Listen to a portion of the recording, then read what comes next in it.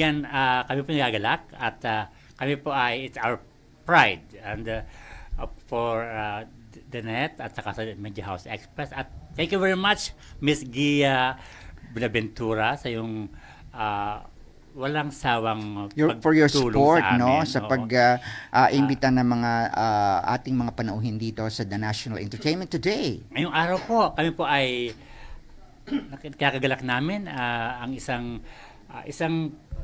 natutuwa ako sapagkat siya ay RN by profession, registered nurse by profession. Pero mga kaibigan, please welcome Mr. Jamin Lim, isang Achiever Remarkable Photographer of the Year ng Southeast Asian Premier Business and Achiever Awards. Hello, Jamin. Magandang umaga sa iyo. Good morning. Welcome to the net. Sir Art. At syempre, ikaw isang photographer. Unahin na natin yung pagiging photographer mo. Ano ang nagtulak sa iyo para maging photographer samantalang ikaw ay isang nurse, no? Okay. Way back 2009, nakahiligan ko mag-take ng pictures. Kasi I was there in US po, sa California. Then nagustuhan ko lang magkaroon ng magandang picture yung family ko. So I decided to buy my first DSLR camera. Then yun, from there, doon na po nag-start. Nag-start na ako mag-photography. So, meron bang nag-engganyo sa'yo o nag-encourage sa'yo na pasukin mo ang professional lifestyle photographer? Actually, yun nga, when I was starting, ang gusto ko lang magkaroon ng magandang pictures yung family, friends ko. Then from there, may mga nag-invite sa akin, Jam, pwede ka ba maging ninong ng anak ko? Then, instead na magbigay ako ng gift, sabi ko, ang bibigay kong gift sa inyo, yung services ko sa photography. Siyempre sila tuwang-tuwa naman dahil they got a photographer. Then from there, I got referrals. Tuloy-tuloy na po yun. Then, Okay. 2019, napasok ako sa pageant. Doon na po nag-start yung career ko Sa Pilipinas siya, no? Dito po. So, nung nasa Amerika ka, yung unang kauna-unahan mong photography session, hanggang kailan yon at kailan ka bumalik sa Pilipinas? Noong 2009, nasa US ako. Then, 2010, bumalik po ako sa Pilipinas. Then, doon po ako nag-start mag-photography po. Start muna ako sa mga small events. Then, yun, from there, I got referrals and nag-continue na po yun. Pero nakapagtrabaho ka ba bilang nurse? Yes, nag-work ako as nurse sa isang hospital po dito sa Philippines as a research nurse. And nag-work rin po ako sa isang psychiatric facility way back then. Jam, meron kang theoretical knowledge sa photography? Actually, wala po. Dati, yun nga, basta practice lang po ako ng practice, then nagbabasa po ako sa mga Sa Google? yes, sa Google, sa YouTube, ganun lang po. Pero formal training or workshop, wala po eh. Then yun, as time pass by, yun, na-practice po natin, nahasa naman po yung skills. Sa Pilipinas ba hindi ka na-expose o hindi mo inalam na maraming mga photographer who are veterans, who award-winning, mga world-class photographers like Jun De Leon, Raymond Isaac, yung namayapa noon. Tapos, ang dami-dami pang magagaling na photographer natin sa human interest o kahit sa mga events o kahit sa lifestyle and entertainment. Sino yung tinutukan mo ng husto o meron bang gano'n na maging inspirasyon mo sa pagiging photographer? Basically, wala naman po akong naging inspiration when it comes sa photography. Ang gusto ko lang is yung happy yung mga clients ko, happy yung family ko when I take photos of them. Yun, I think malaking fulfillment na rin po para sa akin yun. Paano sila naging maligaya sa pagtingin nila sa photos na kinuha mo? Ano yung, may pamantayan bang sinusunod sila itong mga kinukunan mo ng mga photographs at sarili mong pamantayan kung bakit nasabi mong natutuwa sila? Siguro, mas gusto ko yung mag-capture yung more on the emotions rather than yung mga formal shots, mga ganun po. Kasi yun, pag nakita mo talaga yung emotions, iba yung impact pag nakita rin ng client yun eh.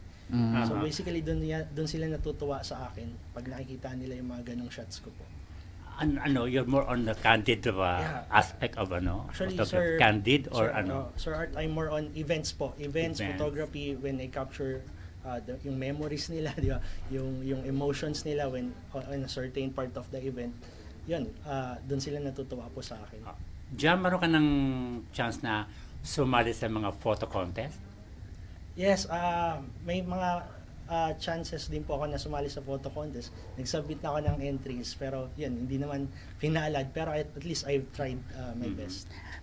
Kasi ang sa aking experience, karamihan sa mga ngayon na mga well-known photographers ngayon, so Donald Tapan and the rest, sila ay sumasali muna sa iba't ibang photo contest na sponsored ng Caltex Philippines, ng Metrobank, ng Bulletin Today, ng ano po. Kasi nga, after that, ginagawa sa mga cover ng mga magazine nila eh. Yes. Oo. Kumbaga, doon sila nag-gain ng prominence as photographers at kalaunan nga ay naging ano sila ngayon, word of mouth sila ng society at saka sa mga lifestyle pages ng mga magazine, ng ibang magazine at saka iba't ibang newspaper noong araw. Sa palagay mo, Jamin, ano ang edge mo sa iba pang photographers na kakontemporaryo mo o mga photographers na nauna sa iyo para ikaw ay kilalanin isang mahusay na photographer? Edge. O yung iyong katangian bilang isang photographer na pwedeng magpaangat sa iyo kung iahambing sa mas maraming kakontemporaryo mo o di kaya yung mga mas nauna sa iyo. Yes, when it comes sa business ng photography, siguro ang edge ko dito is how you deal with people, how you build relationship, how you talk to them, how you deal with their concerns or anything po. Yun po, malaki pong bagay, malaking advantage ko po. Kasi maraming mga photographers ngayon na magaling sila, they have the skills, pero when they engage with people, when they deal with people, medyo nahihirapan po sila. And siguro po, isa yun sa mga factor kaya nagugustuhan din ako ng ibang clients po natin.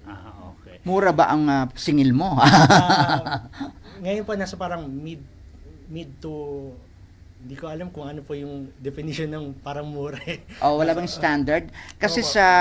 of course, sa amin sa movie press, Yes, may standard yung mga, of course, nag-iiba-iba din, pero mayroong standard fee, yung halimbawa nag-PR ka, pero yun nga, marami na ding nababago, pero may standard fee ba ang hinihingi ng mga photographer sa kanilang mga kliyente? Sa akin po, may range na po ako na doon po mag-start yung fee ko po.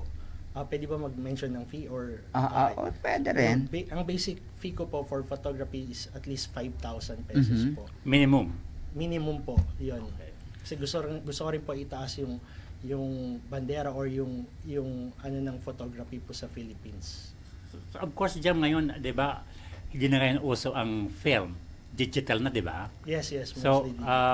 kasi yung araw, Celluloid din. Oo, Yung diba? bibili ka Oo, pa yung ng ng Rolio sa may Fuji o sa Kodak. no? Anyways. So, ngayon, have you tried using film? Nakaranas ka ba? I tried. Oo. Kasi my dad, hilig din niya yung photography. He was an engineer, pero yun, mahilig din siya mag-photo-photo. So may mga camera sa bahay dati, pinapasubok kami film photography. Then papadevelop namin. So, sa palagay mo, anong mas convenient? Yung bang standard na digital na lang o yung meron bang film? Siyempre, mas convenient po ngayon yung digital kasi you don't have to buy film, then you can take as many shots as you want, di ba? Just to get what images you want, then yun mas madali po ngayon, then delete na lang kung ayaw mo, di ba? Kasi nung mga 1980s, 70s, 80s, kahit nung 90s pa, merong contact prints na tinatawag, yung halimbawa, Pili ka ng halimbawa, ipinictorial ko na si Dan Fernandez o kung sino-sino, tapos papakita ko doon kay Dan, ito yung mga contact print, dito ka mamili kung anong Yes. ipiprint out. Ang katumbas ngayon nun, ipapakita mo sa camera, sa camera. yung Yes. nakunan mo na, Yes. hindi na yung may yung contact print kasi iniimprenta pa yun kumbaga dadaan pa yun sa proseso ng developing din, para yung pong contact print, yan po ay parang yung maraming mga maliliit na photos na magkakatabi, tapos may film script po, strip, no, na doon po sa gilid, tapos mamimili yung halimbawa kunyari si Marian Rivera, Kinonan, o si Dingdong Dantes, o si Piolo Pascal, o Piolo, mamili ka na, noon po yun ha, mamili ka na dito kung alin i-checkan, o di kayo yung mga PRO, yung manager nitong mga artista na to, o itong mga celebrity na to, ang mamimili kung ano yung magandang kuha at yung i-develop. So ngayon ay titingnan na lang nila yung series of mga shots, Yes. no? And pwede rin po natin, Sir Boy, i-connect sa computer or sa tablet, Oo. direkta na po, para mas malaki nila ma-view yung photos. Pero meron akong isang kaibigan, si Jigo Maling, boy. Yeah, ano siya, pet photographer siya dati. Pero kasi nakikita ko yung pag-print niya ng photo sa studio niya, sa darkroom niya sabi niya, ngayong digital age na, sabi niya, I still prefer the old system. Kasi nga, makikita mo yung how to mix Yes. chemicals para paano mo lalagyan ng drama ang shots mo. Yung mga kasi kita ko yung palang mixture ng mga chemicals sa isang Tama. basin na gano'n. Oo, di ba nakikita? Oo, nakita kasi ko. yung Tapos igagawin sa kung ano yung negative, sino pa anong yun. Ay, hindi pala paggagawa ng picture. naranasan mo din yon, Jamin, sa Hindi- tatay mo. Hindi ko naranasan, pero siya lang po Kasi yung mga Ang substance daddy mo, na di ba? medyo dangerous din kasi. Sa chemical? Yes, that's chemical So yun, hindi ko po naranasan yung bata pa ako. Okay. Kasi nga, di ba, kasi lang katotong po, di ba, nung mga time ng photo contest actually, ang uso-uso po yung yung marapang film talaga, Yes, hindi na film. yung, I don't know ngayon, hindi na ata ngayon uso ang photo contest. Meron pa rin, no? Meron pa rin. Meron pa rin. Meron pa Pero rin. hindi kasing dami nung araw. Opo. Maraming organization nag-launch yung government agents like PAGCOR, they had their photo contest last time. Oo. Para sa logo nila. Hindi po. Parang mga about Philippines po. To Yung promote contest Philippines. ngayon ng mga ganyan, kahit na anong contest, parang ang nakikita ko mga kaibigan ay ginagamit na promotion ng mga establishmento, Yes, yes. ng mga tao, ng mga institusyon, para ipalaganapin yung mga objectives nila o yung kanilang mga mission and vision, no. Ang nakikita ko kasi nung una yung mga photo contest, halimbawa if we zero in on photo contest, talagang yung photo contest ay ginagawa para malaman yung kagalingan ng photographer at kung paano niya natatranslate yung kanyang vision doon sa kanyang kinukuha mga images, no. Kung ano, may mga pamantayan din, pero karamihan ngayon yung mag-photo contest ka para i-promote mo yung halimbawa ay halimbawa yung Department of Agriculture o para itong palay na ito ay maging mas kilala, yung ganon, di ba? Yes, yes. Ano yan, part yan ng marketing at the same time, Marketing. marketing strategy. At di ba nga yung isang yung yung di ba yung Gimaras sa Lanzones? Mm-mm. Ano yan, may pa-contest sila diyan Na photography? Oo, photography. At Yun. talagang nag-boom ang Gimaras Lanzones kasi nga ang daming nagdumayo doon sa Gimaras Island para lang i-photoshoot ng ang kaya Lanzones. But I don't know kung ilang taon nang kalipas na yon. Jamin, sino-sino ang mga kliyente mo, mga celebrity? Yung umpisa natin sa mga high profile. High profile. Oo. Mostly na-shoot ko pa yung mga from GMA artists, ganyan. Sino-sino yan? Last time na-shoot ko po si Mr. Alden Richards. Si Alden Richards, no? So, sa iyong photo session kay Alden Richards, ano ang outstanding actuation na nakita mo kay Alden Richards na magandang i-capture ng camera? What do you mean actuation, sir? Yung kanyang, Features? siyempre kung halimbawa, ikaw din bang nag-direct ng photo session with, ikaw din ang Sometimes nag-direct? you instruct. Because ano na po yan hindi siya photo session, parang event siya. Event siya. Kasama dun sa photographer for the event. Aha. Yun po. So, Pero yung features niya, talagang photogenic siya anong event ito? Ito yung launching ng isang, yung parang pagiging brand ambassador niya sa isang company.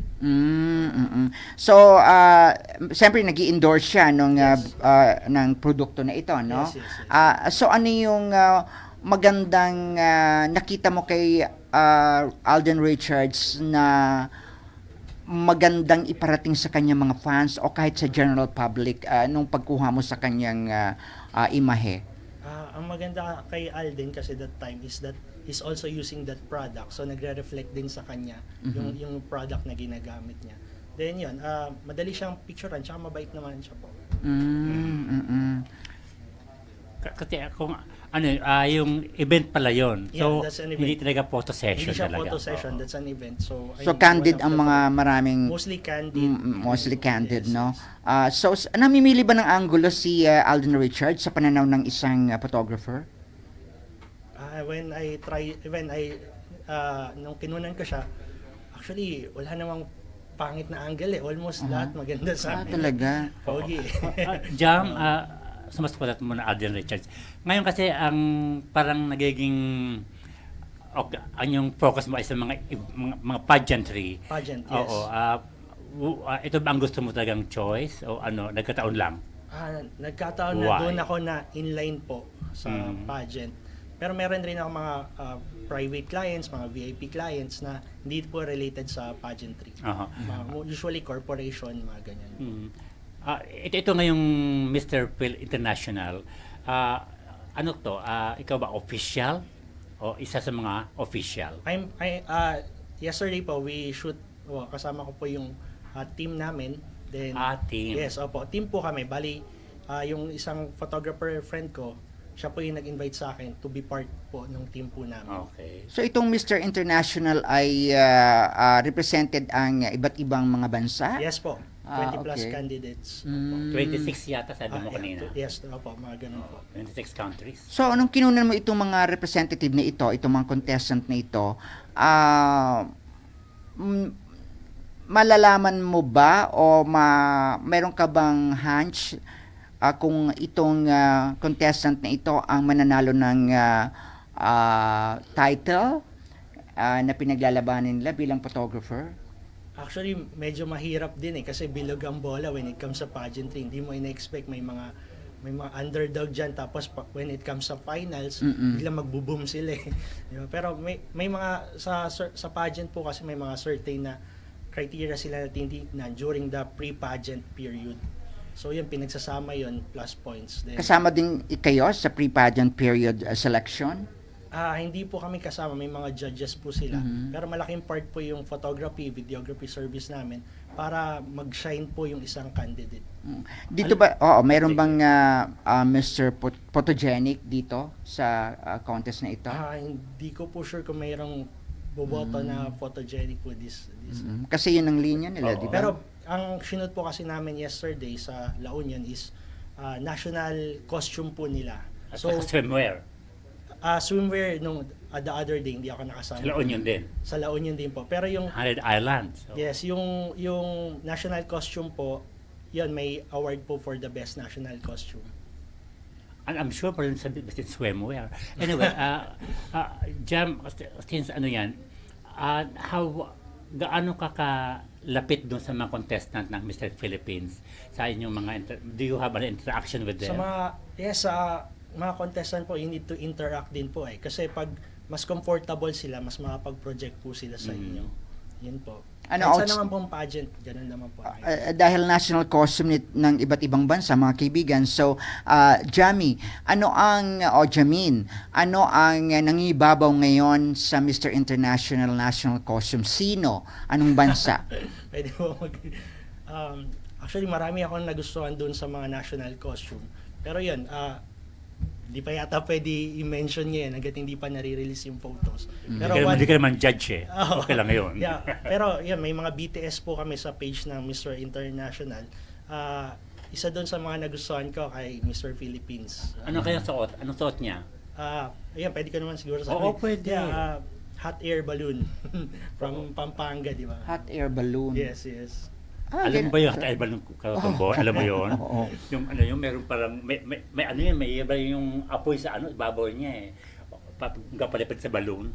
Yes. Ganun yung national costume niya. Paano nagkaroon ng Philippine or Filipino touch? Dahil of course, pero yung balloon na yan, hindi lang yan sa Pilipinas di ba? Oo. So paano nagkaroon ng Filipino touch itong kanyang national costume? para sa Pilipinas. Yes, because yung national costume na yun, yung hot air balloon, di ba, sineselebrate yan sa Angeles, Pampanga. Mm-mm. Sa Clark, sa Clark, di ba? Every February, ganyan. So, yung hot air balloon na yun, may parang Filipino touch because of yung parang kulay ng flag natin. Doon red, white, and ah, blue. Doon kinuha, no? Yes, Doon yes. doon sila nagkaroon ng nag-impose yung Filipino spirit. Oh. Diyan kaya ko tinanong yung parang kayong close interaction sa mga contestant kasi tanong lang, meron ka bang naramdaman o naamoy na sa mga contestant na 26 candidates ay sila ay mga nasa ikatlong lahi? Mahirap magsalita pa sa... Hunch lang. Hindi, wag mong pangalanan, no? Meron din po, meron. Talaga. May ganon. Oo. Oo. O naman kasi si Jam lalaki naman, di lalaki. Yes, so, Walang pakundangan. yes. Talaga Jam. Okay. Sino pa, Jamin, ang iyong mga kliyente aside from Alden Richards, sa mga high-profile celebrities? Celebrities, mga na-shoot ko ngayon, yung mga beauty queens. Ganyan. Mga beauty queens. Recently, yung Mrs. Universe, I have one client there. Sa mga artista ng GMA network aside from Alden, sino pa? Then, minsan nasushoot ko yan sila Isabel Ortega for the event. For the event. Oo. Hindi Then, siya photo session. last hindi time pictorial. na-shoot ko sa photo session si Mr. Radson Flores sa Voltes 5. Okay. So ito pag nagpa-photo session ka sa talagang pictorial, no? Mayroon bang tendency na sila ang nag-suggest kung paano mo isi-shoot ang kanilang poses? Usually they give yung mga pegs na gusto nila, mga layout. Then yan, may instruct na lang namin with their poses. Actually minsan may mga kasama naman silang nagdidirect din for the shoot kung anong gusto nilang ma-portray or mapalabas when it comes sa images. So mas madali para sa amin yun. Jam, wala ka pang offer na mag-shoot para sa isang pelikula, still photos nila? Wala pa? Wala pa, pero we produce a film na palabas na siya yung premiere last month. Okay. Opo. Anong pelikula ito? The Special Gift, kung familiar. The Gift. Ando ka ba nung red carpet nila? Yes po. Were you there? Nandun po ba kayo? Andun ako. Small World. How was the movie? How was it? Yes. Thank you very much po. I'm one of the co-producer po of the film. Talaga? Okay. Yes po. Kay Mr. Gomez? Kay Sir Roy. So, Gomez, Small World po, Sir Roy. So, sa cinematography ng pelikula, nakialam ka ba dahil photographer ka? Hindi na po ako nakialam, pero on that premiere po, nandun po kami, yung team namin to cover the event. Oo. Ano masasabi mo sa, hindi ko pa napanood yung pelikula eh. Opo, sana po. Bilang photographer, cinematographer, of course yung photographer, art, di ba, sa still photos, ay maita-translate mo yun sa video, sa motion picture, sa moving images, sa cinematography. So, anong napuno mo sa cinematography ng pelikula ninyong The Gift? Actually, napanood ko po yan yung before yung mga editing pa, tapos yung nasa big screen na malaki yung improvement eh. Kasi before yung mga pre-screening ng mga kasama kong co-producers, chinecheck muna namin kung ano yung mga kailangan pa improve para pagdating sa big screen, maganda na eh. Ayun. So, ano ang nakita mo na dapat i-improve doon sa pelikula, sa cinematography? Last time, medyo kailangan pa yung sa mga color grading, mga ganun naman po. Mga basic lang po. Pero once na okay naman po, ready to go na po siya. Jam, na makita ko yung pelikula, kasi may mga ibang scenes na medyo blurred eh, no? Opo. Sabi ko, dahil ba sa laki ng screen o ano, talagang doon talaga sa finished product? Minsan kasi sa nag-shoot din po yun eh. May mga art sila na i-blur nila sometimes. Yun. Kasama sa ano? Sa directors, ano sa yun? kwento? Or depende po eh, Cinematic, kung gusto nila mas dramatic, minsan i-blur nila yung part ng scenes po doon. Ganon? Pero anong particular po nung scene yung na-blurred that time? Yung eksena doon sa ano, yung sa merong tent sa labas ng kanya ng compound. Di ba yung yung bata, yung bida, yung gifted child. Yes. Ano sa labas, parang may mga blurred doon. May mga blurred. Hindi ko masyado napansin yun, Sir Art. Pero of course, sabi ko nga, sana maging open lang yung director, si Lawrence, Yes. sa mga mga opinion Yes, ng yes, tao, yes. suggestion ng ibang filmmaker. Kasi may promise naman siya as a filmmaker, sa director. Sila kayong narrative, since he's the writer at the same time, Yes, screenplay writer din. Sila ni ng producer, Mr. Roy Gomez, sila ang dalawang screenplay at anyway, I don't know kung kailan pa ang kailang mainstream showing, wala pa. Actually, we're planning to have it seen sa sa school po, sa mga school. Oo, Yun kasi yung target market. Advocacy film yan eh. Oo. It's about bullying and autism po, which is yun po yung advocacy po ng film po namin. At saka ano nga yung tungkol sa mga magulang na nagdidikta sa mga anak anong gusto ng kuning kurso sa pagdating ng araw. Parang to me, eye-opener yun, ganung klaseng Yes. Oo. Pero bago simulan yung pelikula, Jamin, dahil pumasok ka ba bilang producer nung bago pa lang simulan yung pelikula? Yes, opo. So, kinonsulta ka ba bilang photographer sa cinematography, sa magiging cinematography ng pelikula? Actually, nakalatag na po yung lahat po, even the casting, lahat po, when they offer the co-producership, yun, ni Sir Roy. Okay. Nakalatag na siya, so hindi na po ako nakialam doon. Pero if given a chance, kung makagawa ulit kami ng film, mas maganda mag-hands-on na rin ako, since may team naman din po ako. Jamin, sino ang iyong dream subject sa iyong photography? Dream subject, celebrities. Sa mga celebrity, yung mga high profile, yung kilalang tao. Kilalang tao. Paisip ako doon. Mostly kasi yun nga, mga celebrities na kukunan ko. Yan, actually, Marian Rivera. Bakit? Bakit si Marian Iba Rivera? yung registro talaga niya sa camera. Although na-shoot na rin po namin siya for a video shoot. Iba pa rin Marian Rivera, yan. Sa ibang channel naman po, gusto ko rin ma-shoot. Sino? Yan sila Joshua Garcia. Maganda rin. Kasi putok din yung name niya. Yan, mga ganyan po. Gusto ko mga lifestyle shoot with them.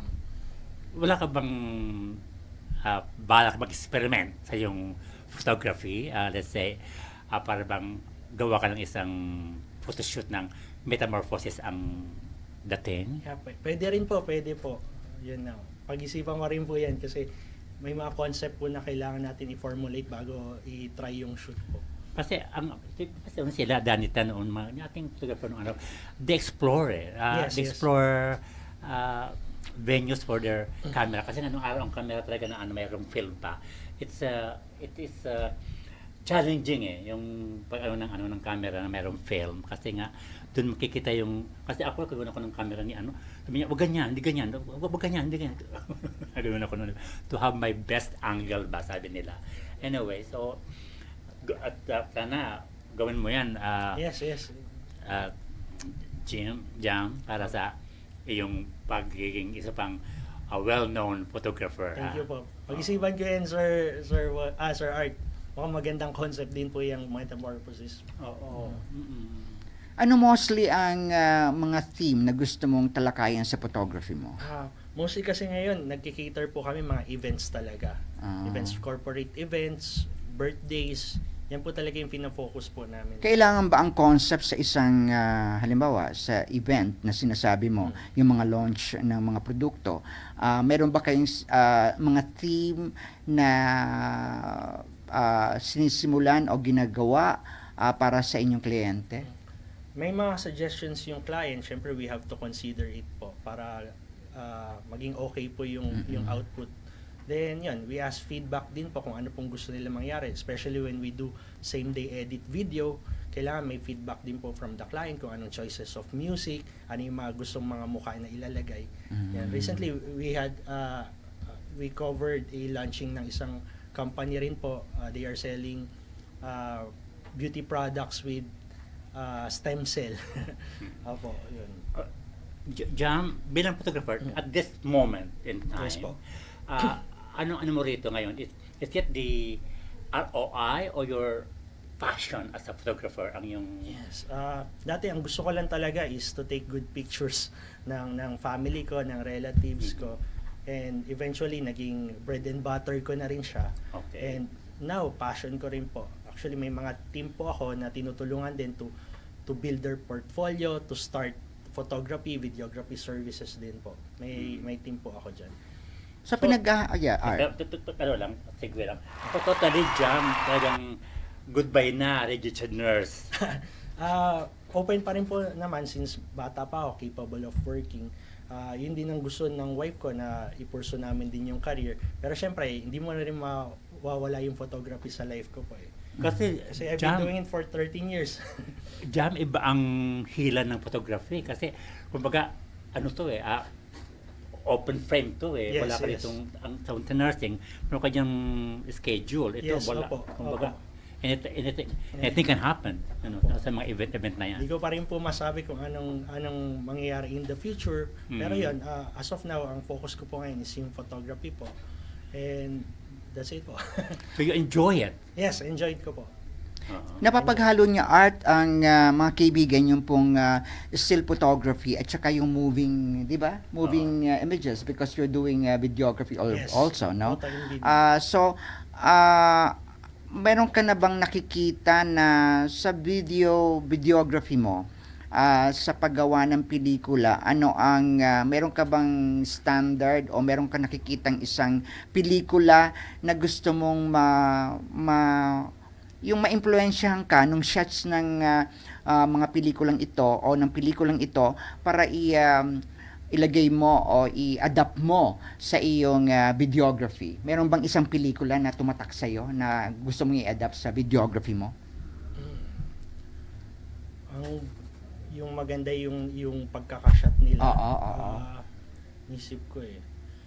Kasi maganda din yung, 'di ba, Art? Maganda din yung benchmark, no, ng isang pagkuha ng photography, no? So yung foreign or local film na napanood mo na gusto mong maimpluwensyahan ka sa pagkuha at pag-aanggulo ng cinematographer doon sa pelikulang 'yon na magagamit mo sa iyong videography o kahit sa photography mo. Actually, most films ngayon, ang gaganda na rin ng mga cinematography, mga photography po nila. Isa sa mga gusto kong film, Forrest Gump. Maganda rin yung Forrest pagkakagawa nila. So, Forrest Gump, old school, and epic yung story. Oo. And yung moral. Mostly when I watch movie, ay kina-consider ko yung moral values, kung ano yung matututunan mo, yung lesson, and how you can apply it to your life. Dito sa pagiging photographer mo, Yes po. sa pagiging nurse mo noon, can you compare the challenges that you have encountered here? Challenges when it comes sa photography po, ngayon kasi ang dami ng photographers, ang daming videographers. So, ang challenge po namin, paano kami maging iba sa ibang mga photographers and videographers. So far, kahit paano, nakikater naman po namin yan. Basically, sa ano lang po talaga how you deal with clients, how you connect with people po. That's how you differentiate from other photographers. Dahil Art si mga kaibigan, si Jamin nga po, Jamin Lim ay co-producer ng The Gift, no? Bilang photographer, cinematographer, sa mga susunod bang meron ka bang balak na gumawa pa ng pelikula? Yes, Oo. kino-consider ko rin po yan. May co-producer friend din po ako nag-approach sa akin na nag-ask ng help kung pwede ko raw siya tulungan mag-produce ng another film. Of course, pwede po natin tulungan. Kompleto naman po kami sa gamit and may mga team po kami to shoot a video po, movie. So ikaw din maging cinematographer? Yes. Ayun. At para may yung mai-apply mo talaga yung gusto mo sa cinematography ng pelikula. Yes, opo. May ganon, no? Magandang pursuit 'yon. Di ba ang cinematographer at ang director, di close hand, di work close in hand. Oo. So kung sisilipin ng siyempre director. yung DOP muna, yung director of photography ang siyempre yung director din sabi ay yan ang ano natin diyan, ang vision natin, yung dalawa halimbawa lovers, ang ano diyan ay parang meron silang may makikita siyang away, may foreshadowing ng away. So paano mo yan kukunan? Ipo-focus muna ng cinematographer tapos sisilipin ng director. O sige, i-shoot mo na. So yung ganong yung proseso, di ba? Ganun si ano katotong boy, si Lino Broca. O, si Lino, Ang ganyan. kanyang, si Ping Peralta, ang kanyang photographer na pag-create. Sabi niya, ito gusto ko ha, ito, sige, ano yun, ito gusto ko ha, ito gusto ko. O, shoot, roll na tayo. Roll na. Sa Conrado Baltasar ang kanyang award-winning cinematographer ni Lino Broca. Si Brillante Mendoza naman, sino ba ang kanyang mga cinematographer? Marami yan marami yung mga cinematographer, si Dante, tsaka si Lab Diaz, parang siya lang. Si Lab Diaz siya din, cinematographer ng kanyang pelikula. Parang, sino ang gusto mo makatrabahong direktor? Kung ikaw ang cinematographer ng pelikula mo. Cinematographer, Sa Pilipinas, sinong gusto maging katrabahang direktor? Nag-iisip pa si Jamil, no? Kasi more on photo talaga ako. Pero director, Si Lawrence Rojas ba ulit? yeah, I can partner again with Derek Lawrence. Magaling naman si Derek Lawrence when it comes to directing. And siguro yung isa pa rin na director may isa pa kasi kaming film na produce, si Derek Paulo. Paulo. Italian director po siya. Paulo Bertolin? Hindi. Yeah, Paolo Bertola. Bertola, hindi si Paolo Bertolin. Hindi po, Bertola. May pangkyo din pala, no? Kasi si Paolo Bertolin ay isang Italian filmmaker din yan, tapos historian din. Yon. Mayroon parang Paolo Bertola din, no? Yeah. And also my Bertola. uncle, Jonah Lim. He's a director, filmmaker po. Okay. Jonah Lim. Jonah Lim. Jonah Lim. Is she a girl? Boy po. Jonah. Jonah. Nagtuturo siya sa school ngayon about filmmaking. Saan? Sa school? Mapua. Okay. Unang filmmaker sa Mapua ngayon. Meron na. Sila David Corpus ang mga professor. Oo. Sila David Corpus. Professor po siya doon. Aktibo ang mga bata doon sa mga film festival. Kaya no? pala, di ba, they had their film festival Oo, already, di ba nanood tayo noon? Catalea Suri, Si Catalea Suri, yung isa sa mga best artista. actress siya doon. Anyways. So, teka muna, Tatong Boy, mo tayong babatiin ngayon ay kaarawan ni Alice Vergara. Alice Vergara. O, tsaka meron kang gustong batiin dyan. Kanina Kanina hindi natin nabasa yung pinlash ni Benjo. Yung Benjo, ano yung pinlash mo kanina? Yung nagsisimula pa lang tayo ng ating show. Ano yun, kay Jam. Kay Jam. He was a recipient of an award. Oo nga. Anong award ito? Yung sa photographer award po. Sa Southeast Asian award. Oo. Achievers Award. So basahin mo muna dyan habang... Southeast Asian Premier Business. Southeast Asian Premier Business. Natin and Achiever greeters. Award po. Tito Ben, hindi ko masyadong maaninag yung ating Mali. greeters natin. Nasusulo Dahil- kami dahil ng sa ilaw. liwanag ng ilaw. Ayan na. Okay. Roll up or roll down. Roll up. Of course, thank you kay... Si Ikot na naman yan, no? Oo, Ikot, kasama hi! Of course, si Gia Cruz Benaventura. Hi, Thank you very Gia. much, Thank you so much for your support. Thank you po. Nandun ang kaibigan mo. Ayan na. Thank you, thank Mas you, sinola Gia. frame ni Benjok para mabawasan mo ng mas mahusay. Ayan na. Of Oo. course, Kuya Benjo. Parehong farsighted ang iyong mga host dito. Anyways, thank you for the greeters and Yan, okay.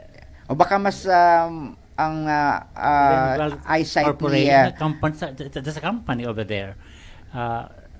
Pwede mo mabasahin, Jamie? La Visual Corp. Happy Happy 124 views. Okay. Okay. Well, thank you very much. 124 views. Bakit ang nakikita ko lang mga 4 views sa live? Meron ba yung meron bang viral 125. power yon? With our guest here, Jamin. And Yes. Okay. Hello, viewers. Anyway, thank you to the Benjo and Mukhang tayo ay nagkukulang na sa ating oras, Art. Ayan. Kaya mo nang basahin, Art? Yeah. Kanina binasa niya ni Jamin kanina. Oo. La Visual. May kaugnayan ba sa iyong photography yon? La Visual something? La Visual. Wala, pero sila yung tie-up ng Southeast Asian Premier Business Okay. and Achiever Award. Oo. Sila po yung production company po. Yan. Okay. Okay, thank you very much. Of course. Next time, i-on ko yung aking cellphone pero walang audio. Ganun yun eh. Pero dito na natin babasahin. Anyways, no? Benjo, ipaalala mo sa akin na buksan ko aking cellphone para mabasa natin Okay. ng mas malapitan With ang that, mga greeters natin at ang mga viewers natin. With that, Art, Jamin, please, your parting shots sa ating mga viewers. Okay, sorry. Yan, we would like to thank Southeast Asian Premier Business and Achiever Award po for letting me have my guesting with show with Sir Art and Sir Boy po. Marami pong salamat. And see you po sa December 8 sa Winford Resorts and Casino Manila po for the award. yun, oo. So, we wish you good luck. Yes, thank you very much Congratulations. po. At Thank you. congratulations din po sa ating mga tagapanood po dito sa The National Entertainment Today. Ako po si Boy Villas.